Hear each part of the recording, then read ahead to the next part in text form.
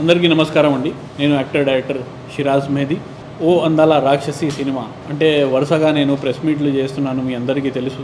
యాక్చువల్గా విషయం ఏంటంటే ఇది కాంట్రవర్సీ అనుకుంటున్నారు అందరూ, కానీ ఇది కాంట్రవర్సీ కాదు. ఇది నా బాధ, నా పెయిన్ నేను మీ అందరితో పంచుకుంటున్నాను. ఎందుకంటే సినిమా నేను తీసినప్పుడు ఎలా అయితే అనుకున్నాను సేమ్ అలాగే తీశాను. చాలా బాగా వచ్చింది సినిమా. అందరు ఆర్టిస్టులు చాలా బాగా పనిచేశారు.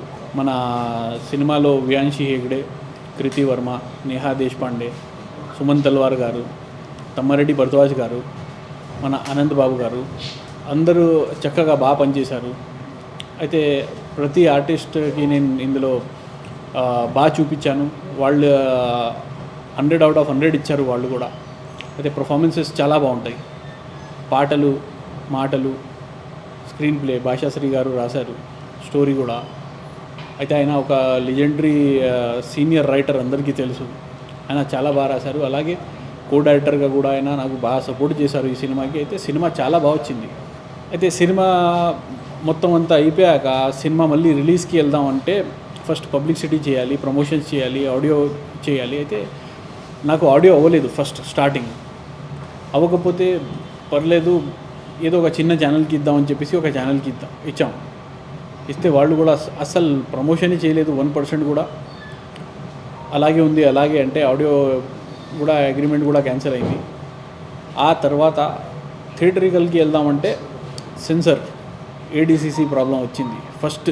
అంటే ఏడీసీసీ ఇప్పుడు తెలుగుకి కూడా మ్యాండేటరీ అయింది. కానీ ఏంటంటే అప్పుడు నేను కన్నడ చేశాను, లాంగ్వేజ్ కన్నడ తెలుగు రెండు చేశాను. అయితే కన్నడ చేస్తున్నప్పుడు తెలుగు కూడా కంపల్సరీ ఏడీసీసీ చేయాలంటే తెలుగు కన్నడ రెండు కూడా ఏడీసీసీ చేశాను. అప్పుడు ఛార్జెస్ చాలా ఎక్కువ ఉండే, దగ్గర ఒక్కొక్క లాంగ్వేజ్కి 3 lakhs సెన్సర్కి మినిమం అయింది. అయితే అంత అమౌంట్ పెట్టి కూడా సినిమా మనం సెన్సర్ చేయించాక థియేటర్స్ విషయంలోకి వస్తే థియేటర్స్ ఇస్తా అని చెప్పారు. లాస్ట్ మూమెంట్లో మొత్తం అందరూ దెబ్బేశారు. అంటే సినిమాని ఒక రకంగా డమ్మీ చేస్తారు, కిల్ చేస్తారు అని అంటారు కదా. నిజంగా నా సినిమా విషయంలో జరిగింది. అంటే సినిమా ఎంత బాగా తీశాను నేను, అంత అందంగా తీశాను. ఒక బ్లాక్ బస్టర్ హిట్ సినిమా ఇది. ఇప్పుడు ఉన్న సినిమాల్లో ప్రజెంట్ మీరు ఏ సినిమా అయినా చూడండి, ఈ సినిమా ఇప్పుడు కూడా థియేటర్లో పడితే సినిమా కింగే అవుద్ది. కానీ థియేటర్ విషయంలో నాకు చాలా ఇలాంటి ప్రాబ్లమ్స్ వచ్చాయి. ఆ తర్వాత నేను మళ్ళీ రిలీజ్ పెట్టాను. మళ్ళీ రిలీజ్కి కూడా నాకు థియేటర్స్ రాలేదు. మాట్లాడుతున్నారు, చేస్తున్నారు, కానీ ఎవరు ముందుకి రావట్లేదు. అయితే నేను ఎవరి పేరు తీసుకొని అంటే నేను హైప్ అవ్వాలి, కాంట్రవర్సీ చేయాలనేది నాకు లేదు. కానీ ఉన్నది వాస్తవం నేను చెప్పాలని చెప్పేసి నేను ప్రతిసారి మాట్లాడుతూ ఉంటాను, చెప్తూ ఉంటాను మీ అందరికీ. ఇలా పాలిటిక్స్ ఉంది, ఇలా రాజకీయం ఉంది, ఇలా నెపోటిజం ఉంది అని చెప్పేసి నేను మాట్లాడుతూ ఉంటాను. అది మార్పు రావాలి అని చెప్పేసి మళ్ళీ ప్రయత్నం చేస్తూ ఉంటాను.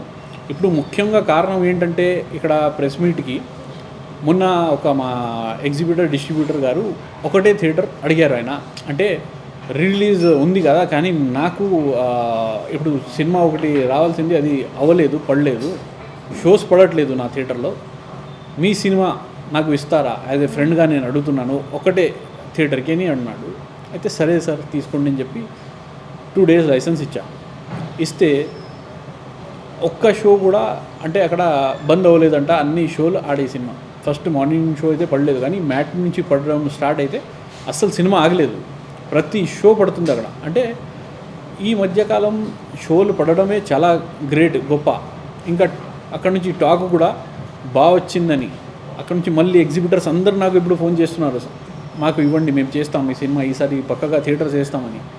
కానీ అయినా కూడా నాకు ఏంటంటే ఎన్నిసార్లు దెబ్బ తిన్నాక మళ్ళీ ఒక్కసారి మళ్ళీ ముందుకి రావాలి, మళ్ళీ రిలీజ్ చేయాలంటే మళ్ళీ బోల్డ్ అంతా పబ్లిసిటీ చేయాలి, ఇవన్నీ చేయాలంటే చాలా కష్టంగా ఉంది. అందుకే మీ ముందు వచ్చాను. ఇప్పుడు దీని గురించి మీరు ఏదైనా అడిగితే నేను మాట్లాడదామని నేను ఇక్కడ మీ ముందుకి వచ్చానండి. ఎగ్జిబిటర్స్ మనకి థియేటర్స్ ఇస్తా అని చెప్పేసి థియేటర్స్ ఇవ్వలేదు. అయితే ఇది పైనుంచి రాజకీయం, అది సార్. నా సినిమా మీద అని కాదు, కానీ చాలా చిన్న బడ్జెట్ సినిమాల మీద జరుగుతుంది. అయితే అది జరగకూడదు అని చెప్పేసి నేను ప్రయత్నం చేస్తున్నాను. అంటే ఏ సినిమాకి కూడా ఇలాంటి కష్టాలు రాకూడదు, ఇలాంటి ఇబ్బంది ఏ డైరెక్టర్ పడకూడదు అని చెప్పేసి కూడా నేను చాలా పోరాడుతున్నాను. గతం 1 year నుంచి అందరికీ తెలుసు నేను ఎన్ని ప్రెస్ మీట్లు చేశాను, ఇది చేశాను. ప్రతి ఒక ఇండస్ట్రీలో పనిచేసిన వాళ్ళందరికీ తెలుసు. ఫిల్మ్ ఛాంబర్లో అయినా ప్రతి ప్యూన్ నుంచి పైన ఉన్న చైర్మన్ గారి వరకు ప్రతి ఒక్కరికి ఈ విషయాలు తెలుసు. కానీ అయినా కూడా ఏది సమాధానం రావడం లేదు. అందుకే ఇప్పుడు ఏంటంటే ప్రెస్ మీట్ వల్ల నాకు ఏమవుతుందంటే ఒక రెస్పాన్స్ అనేది బాగా వస్తుంది. ఎగ్జిబ్యూటర్స్ కానీ డిస్ట్రిబ్యూటర్స్ కానీ బాగా సపోర్ట్లోకి వచ్చారు. మీ ద్వారా నేను నా మాట అంటే నా మనసులో ఏముంది నేను చెప్పాలి, ఏదైతే అనుకుంటున్నానో నేను చెప్తున్నానో అక్కడి వరకు వెళ్తుంది. అందు గురించి నేను మీ ముందు వస్తున్నాను. సార్, అంటే థియేటర్లో ఉన్న పెద్దవాళ్ళు కలిసారా ఈ విషయం మీద? కలిశాను సార్. థియేటర్ ఎవరైతే చూస్తారో వాళ్ళని కలిశాను. అంటే ఇప్పుడు పేర్లు చెప్తే కూడా కాంట్రవర్సీ లానే ఉంటుంది అది. సరే, కలిశాను. ఫిల్మ్ ఛాంబర్లో అయితే ఉన్న వాళ్ళని కలిశాను, చాలామందిని. మొన్ననే భరత్ భూషణ్ గారు కూడా మాట్లాడారు. ఆయన ఒక మంచి వ్యక్తి. 190 ఫిలిమ్స్ ఆయన డిస్ట్రిబ్యూషన్ చేశారు. ఇంకా చాలా చిన్న బడ్జెట్ సినిమాలకి కూడా ఆయన చాలా సాయం చేశారు. అంటే ఒక పొజిషన్ లేనప్పుడు ఆయన అంత చేశారు. ఎప్పుడైతే పొజిషన్ వచ్చింది ఆయన ఏదో మంచి చేస్తారనేది నేను కోరుకుంటున్నాను. ఆయనకి కూడా నేను కాంగ్రాట్స్ చెప్పాను ఆ విషయంలో. ఆయనతో కూడా మాట్లాడా, ఆయన కూడా చూసి చెప్తా అన్నారు. చూడాలి అంటే ముందుకు ఏది కదలట్లేదు. అదే సార్.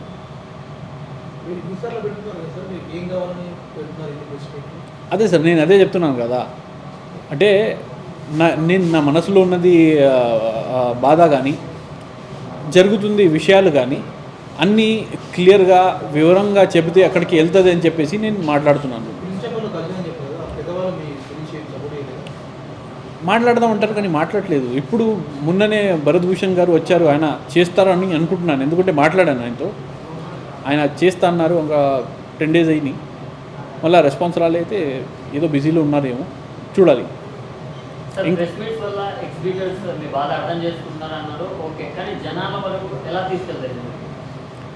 సార్, జనాల వరకు వెళ్ళాలి అని చెప్పేసి నేను చేస్తున్నాను సార్. ఎగ్జిబ్యూటర్స్ ఓన్లీ ఒక్కళ్ళే కాదు, జనాల్లో కూడా తెలియాలి. అంటే ఒక మంచి సినిమా తీశాను, ఒక అందమైన సినిమా తీశాను, ఒక బ్లాక్ బస్టర్ హిట్ సినిమా మనది. మనం మీడియా మిత్రులే మన వాళ్ళు మనం చూసినప్పుడు మీరు అక్కడ కూడా కనుక్కోవచ్చు, మీరు కూడా చూసి ఉంటారు సినిమా ఎలా ఉంటుందో. అంటే అలాంటి సినిమా కిల్ కాకూడదు. ఆ సినిమా వల్ల నేను సఫర్ అవ్వకూడదు, ప్రొడ్యూసర్ సఫర్ అవ్వకూడదు, ఆర్టిస్టులు సఫర్ అవ్వకూడదు. అందరికీ ఒక హోప్ ఉంటుంది. సినిమా అనేది ఒక అవకాశం. ఆ అవకాశం వచ్చినప్పుడు సరైన సినిమా తీస్తే మన విధి మారిపోద్ది అని అంటారు.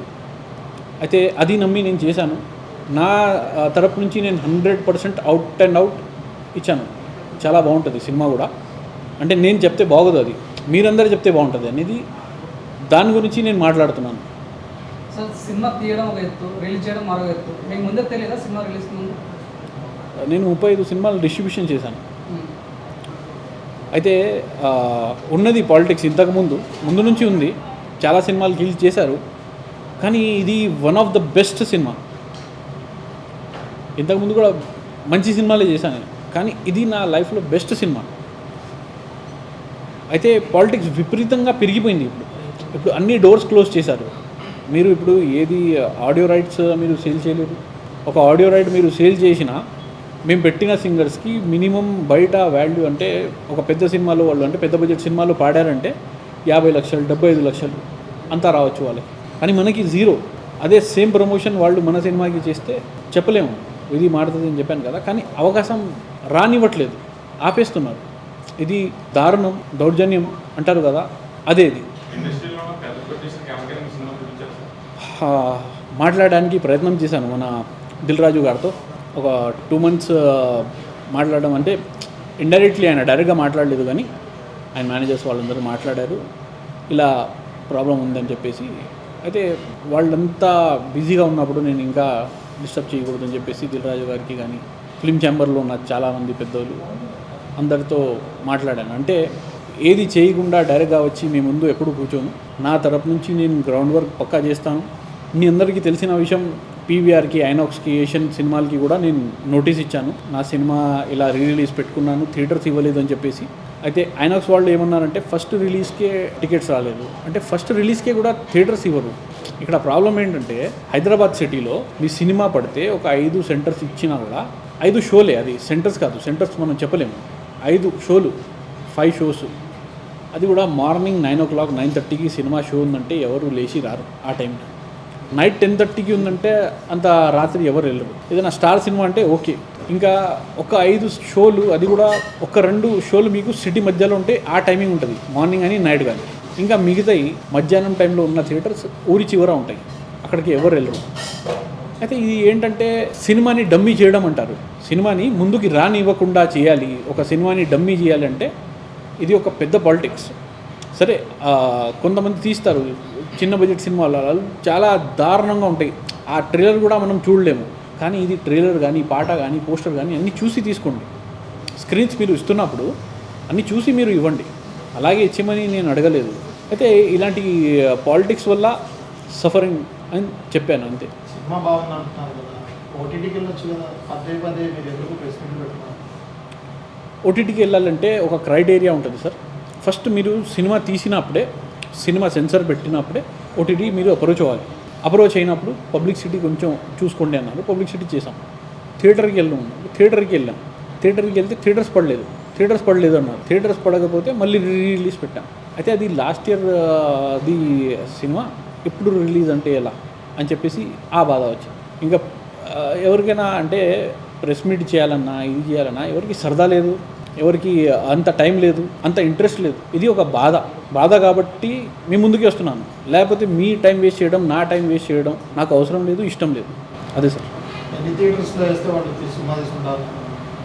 చేయాలి సార్. ఇప్పుడు వాళ్ళు ఒక 200 థియేటర్స్ మాట్లాడితే 100 థియేటర్స్ కూడా ఇస్తారు, ఇవ్వరు చెప్పలేం మనం. అదే ప్రయత్నంలో ఉన్నాను. సార్ ఎప్పుడు ప్రెస్ మీట్ పెట్టినా మీరు ఒక్కరే వస్తున్నారు, లైక్ పెద్ద ఆర్టిస్ట్లను పెట్టున్నారు, కృతి వర్మ ఆమె కూడా మంచి ఫాలోయింగ్. సో మరి వాళ్ళు ఎందుకు రావాలి? ఆర్టిస్టులు మనం ఏదైనా మంచి ఈవెంట్ ఉంది, సినిమా రిలీజ్ అవుతుంది, అప్పుడు మనం ఆర్టిస్టులని పిలిపిస్తే చాలా బాగుంటుంది, అందంగా ఉంటుంది, వాళ్ళు కూడా హ్యాపీ అవుతారు. ఇప్పుడు ఇక్కడ ఏంటంటే మనకి అన్ని problems, theatrical problem, audio problem, satellite problem, మనకి క్యూబ్ యూఎఫ్ఓ ప్రాబ్లం, మనకి ఓటీటీ ప్రాబ్లం, మనకి హిందీ, తమిళ్, కన్నడ, మలయాళం, ఓవర్సీస్ అన్ని ప్రాబ్లమ్స్ ఉన్నప్పుడు వాళ్ళకి పిలిపించి మాకు ఇది ప్రాబ్లం ఉంది, మాకు ఈ బాధ ఉంది, మీరు కూడా ఇందులో పాల్గొని బాగుంటుందంటే వాళ్ళు ఏమంటారు, రేపొద్దున మాకు వేరే సినిమాలు ఉంటాయి సార్, భయపడతారు. నేనేంటంటే నాకు ఇప్పుడు సినిమాలే వద్దు, దీనికే ఎంత నాకు ప్రాబ్లమ్స్ వస్తున్నాయంటే నేను బెటర్ వేరే ఇండస్ట్రీకి వెళ్ళిపోవాలి, కానీ ఇక్కడ చేయకూడదు, ఇంకా తెలుగు ఇండస్ట్రీ మానేయాలి అని చెప్పేసి నేను డైరెక్ట్గా ముందుకు వేస్తున్నాను. ఎందుకంటే మీకు భయం ఉంటుంది ఎప్పటి వరకు మీ ప్రాణాలకి పోతే అన్నట్టుగా, అంటే అక్కడ దాకా వచ్చినప్పుడు అప్పుడు ఎవడు చూడరు, ముందు ఎవడున్నాడు వెనకాల ఎవడున్నాడు మనం చూడం. మనం కరెక్ట్గా ఉన్నప్పుడు మనం ముందుకి వచ్చి మనం మాట్లాడదాం. అదే మీ మీద కుట్ర జరుగుతున్నారు కదా, పాలిటిక్స్ అంటారు కదా, లీగల్ యాక్షన్ కానీ దీనికి సంబంధించిన సినిమాటోగ్రాఫర్ మినిస్టర్ తెలిసారా? సినిమాటోగ్రాఫర్ మినిస్టర్తో అయితే కలవలేదు, కానీ వేరే మినిస్టర్తో కలిశాను, వాళ్ళతో కూడా మాట్లాడడం జరిగింది, అంతా చెప్పాము, వాళ్ళు కూడా ముందుకి వచ్చారు, సపోర్ట్ చేస్తా అన్నారు. అది ఏ విషయంలో అంటే ఇక్కడ సబ్సిడీ లేదు. సినిమాకి ఏదైనా లాస్ వచ్చింది, మనకి ఏదైనా ప్రాబ్లం వచ్చిందంటే సబ్సిడీ అనేది మీకు ప్రతి స్టేట్లో ఉంటుంది. భోపాల్లో 50% ఉంది సబ్సిడీ, ఉత్తరాఖండ్లో అలాగే ఉంది 30%. ఇక్కడ మీకు రూపాయి కూడా ఇవ్వరు. మరి ఎక్కువ డబ్బులు సంపాదించేది మన తెలుగు ఫిల్మ్ ఇండస్ట్రీలోనే, మన ఇండియా మొత్తం ప్రపంచం వ్యాప్తంగా, not only in India, all over the world ఎక్కువ డబ్బులు సంపాదించేది మన తెలుగు ఫిల్మ్ ఇండస్ట్రీ. అయినా కూడా ఇక్కడ అవకాశాలు లేకుండా చేస్తున్నారు. ఇంకా వాళ్ళ రాజకీయమే ఉండాలని చెప్పేసి అది పాలిటిక్స్. దాని గురించి నేను మాట్లాడతాను. లీగల్ యాక్షన్ తీసుకున్నా ఆల్రెడీ, అంటే చెప్పాను కదా, ఏషియన్ ఫిల్మ్స్ వాళ్ళకి నేను నోటీస్ ఇచ్చాను, పీవీఆర్ ఐనాక్స్ వాళ్ళకి కూడా నోటీస్ ఇచ్చాను. ఇప్పుడు నెక్స్ట్ ఫర్దర్ రిలీజ్ ఉన్నప్పుడు అప్పుడు వాళ్ళతో డైరెక్ట్గా మాట్లాడేసి చూడాలి రిలీజ్. ఏషియన్ సునీల్ వాళ్ళు రెస్పాన్స్ కాలేదు, కానీ పీవీఆర్ ఐనాక్స్ వాళ్ళు రెస్పాన్స్ ఇచ్చారు. వాళ్ళు అన్నారు అంటే ఇన్ని థియేటర్స్ ఫస్ట్ రిలీజ్కే పడలేదు, రిలీజ్కి ఎలా ఇస్తామని అందుకే ఇవ్వలేదు థియేటర్స్ అని అన్నారు వాళ్ళు. అయితే ఫస్ట్ రిలీజ్కే మీరు థియేటర్స్ ఇచ్చి ఉంటే నేను రిలీజ్కి వచ్చేవాడిని కాదని చెప్పేసి వాళ్ళతో మాట్లాడాను. అది చూడాలి. ఇప్పుడు నెక్స్ట్ మనకి రిలీజ్ డేట్ కన్ఫర్మ్ అయిందంటే 100%, అంటే ఫస్ట్ మనకి కన్ఫర్మేషన్ రావాలి అని చెప్పేసి ఈ ప్రెస్ మీట్ చేస్తున్నాను. సరే, ప్రీవియస్ సినిమా పౌరుషం ఈ ఇబ్బంది రాలేదు, ఈ సినిమా ఎందుకోసం పౌరుషంకి రాలేదని నేను చెప్పాను, వచ్చింది, ఇబ్బంది వచ్చింది. కానీ ఈ సినిమాకి ఏంటంటే ప్రొడ్యూసర్ ఫుల్గా సపోర్ట్ చేస్తున్నారు. పౌరుషంకి కూడా ఆయన కూడా వస్తారు, ఆయన టైంలో ఆయన ఎప్పుడు రావాలి ఆయన కూడా వస్తారు, ఆయన కూడా నిలబడతారు. ఎందుకంటే అది హాలీవుడ్ ప్రొడ్యూసర్, ఆయన హాలీవుడ్లో one of the biggest producer. వాళ్ళు వచ్చినప్పుడు మన ఇండస్ట్రీ ఫేస్ ఇంకా మారిపోద్ది. ఇంకా వాళ్ళు దిగలేదు, అది వేరు. ఇక్కడ దీనికే ఇంత అవుతుందంటే అదైతే పెద్ద పెద్ద విషయం. సార్ ఇండస్ట్రీ అనేది ఓషన్ సార్, చాలా సినిమాలు వస్తుంటాయి, మీతో పాటు చాలా సినిమాలు వస్తున్నాయి, చిన్న సినిమాలు రీసెంట్గా కూడా రిలీజ్ అయ్యి ఉన్నాయి. బట్ ఇప్పుడు అంత అలా ప్రెషర్ బయటికి రావట్లేదు, క్వశ్చన్ చేయట్లేదు, అండ్ కేవలం మీకు మాత్రమే అవుతున్నారు. ఇక నాకు తెలిసి ఈ 1.5 month period third time like hosting press meet. అందరికీ బిర్యానీ ఇష్టమే, బిర్యానీయే తింటారు. నేను కూడా బిర్యానీ తినాలి అనేది రూల్ లేదు కదా, అది నా ఇష్టం, అది వాళ్ళ ఇష్టం. వాళ్ళకి ఉన్నది భయం, యాక్చువల్గా చెప్పాలంటే భయం. ఎవరైనా ముందుకి వచ్చి ఇలా మాట్లాడరు, ఎందుకంటే కాంట్రవర్సీ వచ్చిందంటే మనకి రేపొద్దున ప్రాబ్లం వస్తుందని చెప్పేసి ఎవరు ముందుకి రారు. కానీ నాకు భయం పోయింది. భయం అంటే భయం, నాకు నేను ఏదైనా రాంగ్ చేశానంటే భయం వేస్తుంది, కానీ నేను కరెక్ట్గా ఉన్నాను కాబట్టి ఇంత మాట్లాడాను కదా, ఇంత చేశాను. ఏదైనా నేను రాంగ్ చేసి ఉంటే కానీ, నా నోటీస్ కానీ ఏదైనా రాంగ్ ఉండి ఉంటే నాకు రివర్స్ పడుతుంది కదా. పడలేదు, మీ ముందుకి నేను వచ్చి మాట్లాడుతున్నాను అంటే అర్థం ఏంటి? వాళ్ళే రాంగ్ ఉన్నారని అర్థం కదా. మీకు అగ్రిమెంట్స్ ఉంటాయి దేని గురించి? థియేటర్స్ వైజ్ కావచ్చు, ఏదైనా థియేటర్స్ ఉంటాయి, కానీ పాపం ఎవరైతే ఎగ్జిబిటర్స్ ఉంటారో వాళ్ళు ఎన్ని థియేటర్స్ మాట్లాడతారు, ఒక 10-20 థియేటర్స్ ఒక్కొక్క జిల్లాకి మాట్లాడతారు. లాస్ట్ మూమెంట్లో ఏంటంటే వాళ్ళు ఒకటే అంటారు, అంటే మాకు వేరే సినిమా ప్రెషర్ రాలేదు, మనకి ఇక్కడి నుంచి అంటే అంత ఫిక్సింగ్ అనేది ఫిల్మ్ ఛాంబర్ నుంచి అవుతుంది. మీకు ఫలానా సినిమాకి ఎన్ని థియేటర్స్ వెళ్ళాలి, ఇది వెళ్ళాలి, అది వెళ్ళాలి. అయితే వాళ్ళు లాస్ట్ మూమెంట్ దాకా అగ్రిమెంట్ చేయరు. ఒకవేళ చేసినా కూడా జస్ట్ ఒక లెటర్ హెడ్ మీద సంతకం చేసి ఇస్తారు. సార్ మాకు థియేటర్ వాళ్ళు థియేటర్ ఇవ్వలేదు, మేమేం చేయాలని డైరెక్ట్గా చేతులు ఎత్తేస్తారు. ఇంకా వాళ్ళ మీద మీరు కేసు పెట్టినా, వాళ్ళతో లీగల్గా ఫైట్ చేసినా ఏం లాభం లేదు, ఎందుకంటే వాళ్ళ దగ్గరే రూపాయి ఉండదు. పాపం వాళ్ళు ఏమి ఇస్తారు మీకు తిరిగి? వాళ్ళతో ఏం గొడవ పడతాం మనం?